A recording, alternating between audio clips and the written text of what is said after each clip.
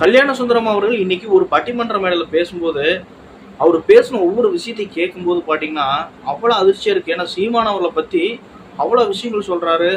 அத்தனையும் கேட்கும் பொழுது சீமானவர்களை இப்படி பண்ணுறாங்க, சீமானவர்களோட டீம் இப்படி பண்ணுது அப்படின்னு மனசுக்குள்ளே அவ்வளோ இப்படி அதிர்ச்சியை கிளப்புதுங்க.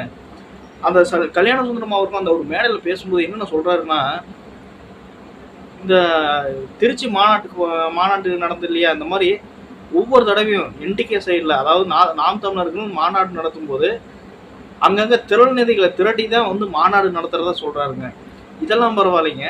இந்த கிருஷ்ணகிரி மாவட்டத்தில் ஒரு பள்ளிக்குள்ளே திடீர்னு, அதாவது ஒரு பள்ளிக்கூடத்துக்குள்ளே நாம் தமிழர் கட்சியை சார்ந்த ஒரு நபர் திடீர்னு உள்ளே பூந்து வகுப்பறைக்குள்ளே பூந்து அங்கே இருக்கிற மாணவியை வந்து பாலியல் ரீதியாக சீண்டுனதான் ஒரு தகவல் சோசியல் மீடியாக்குள்ளே பரவச்சுங்க. ஸோ அதன் அடிப்படையில் வந்து சிபிஐ விசாரணைக்காக இந்த நாம் தமிழர் கட்சியை சேர்ந்த அந்த குற்றம் புரிந்தவரை அரெஸ்ட் பண்ணணும் அப்படிங்கிறதுக்காக இப்போ சிபிஐயும் போய் அரெஸ்ட் பண்ணி விசாரணைலாம் நடத்துனாங்களாமா.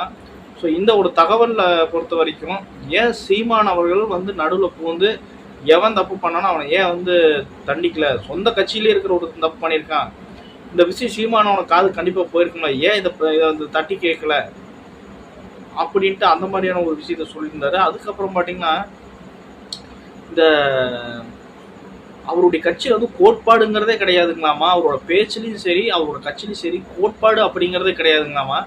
இந்த கூகுளில் வந்து சர்ச் பண்ணுவாராமா, இன்னைக்கு என்ன பேசலாம், நாளைக்கு என்ன பேசலாம், எது ட்ரெண்டிங்கில் இருக்குது அப்படின்னு பார்க்கும்போது என்ன ட்ரெண்டிங்கில் வருதோ அதை பற்றியும் அதில் இருக்கிற நியூஸை பற்றி அப்படியே பேசிட்டு போயிடுவாருங்களாமா.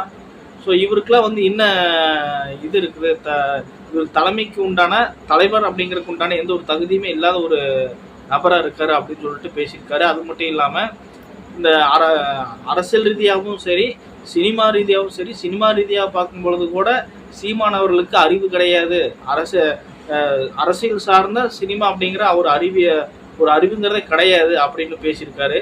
என்ன ரீசன் கேட்டிங்கன்னா, இந்த ரெட் ஜெயின் மூவிஸ் பார்த்தீங்கன்னா எல்லா படங்களும் வந்து என்னோட ப்ரொடக்ஷனில் தான் வந்து வெளியாகணும் அப்படின்னு சொல்லிட்டு பிரச்சனை பண்ணதாகவும், அதை தட்டி கேட்கறதுக்காக பல தயாரிப்பாளர்கள் வந்து கூட்டு சேர்ந்து போராட்டம் பண்ணதாகவும் ஒரு தகவல் சோசியல் மீடியாக்குள்ளே பரவிட்டு இருந்தது.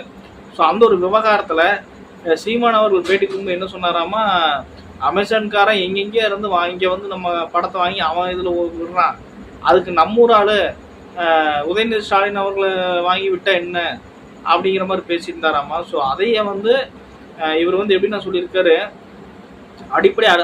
அடிப்படை சினிமா அறிவு கூட இல்லாத ஒரு தலைவனாக இருக்கானே அப்படின்னு சொல்லிட்டு கடுமையை விமர்சித்து பேசியிருக்காரு. ஏன்னா இந்த விவகாரத்தில் என்ன நடந்ததுன்னு தெரியாமல் உளறிட்டு போயிட்டுருக்காரு அப்படிங்கிற மாதிரி இந்த கல்யாண சுந்தரம் அவர்கள் அந்த ஒரு மேடையில் பேசியிருந்தாருங்க.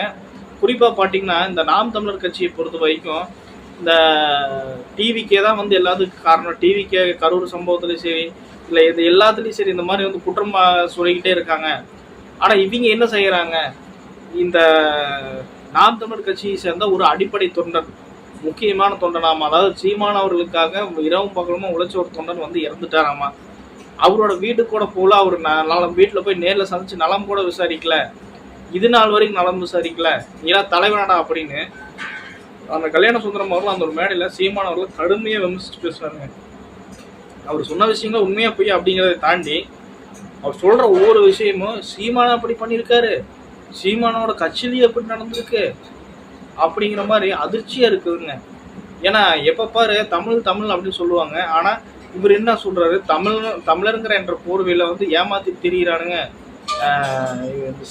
நாம் தமிழர் கட்சியே வந்து ஒரு இந்த கட்சி பிரிவினை உண்டாக்குற ஒரு கட்சி, தமிழர்களுக்கு எதிரான ஒரு கட்சி, இவங்க தமிழ் தேசியங்கிற பேரில் தமிழர்களை ஏமாற்றிட்டு இருக்காங்க அப்படின்ட்டு கல்யாண சுந்தரம் அவர்கள் ஓப்பனாக ஒரு மேடையில் போட்டு அடிச்சிட்டாருங்க. சீமான் அவர்கள் இந்த அளவுக்கு கடுமையாக விமர்சித்து அந்த ஒரு மேடையில் பேசியிருக்காருங்க கல்யாண சுந்தரம் அவர்கள். சரி மக்களே, இந்த கல்யாண சுந்தரம் அவரோட பேச்சுக்கு உங்களுடைய ஒப்பீனியன் என்ன அப்படிங்கிற கமெண்ட் செக்ஷனில் சொல்லுங்கள். அதே மாதிரி சீமான் அவருடைய இந்த விவகாரத்தை பொறுத்த வரைக்கும் அவர் சொன்ன விஷயங்களா அதை பற்றின உங்களோட ஒப்பீனியன் என்ன அப்படிங்கிற கமெண்ட் செக்ஷனில் சொல்லுங்கள். மறக்காம வீடியோக்கு லைக் பண்ணிவிட்டு என்னோட சேனல் சப்ஸ்கிரைப் பண்ணுங்கள். நான் அடுத்த ஒரு டாபிக் சந்திக்கிறேன். நன்றி, வணக்கம்.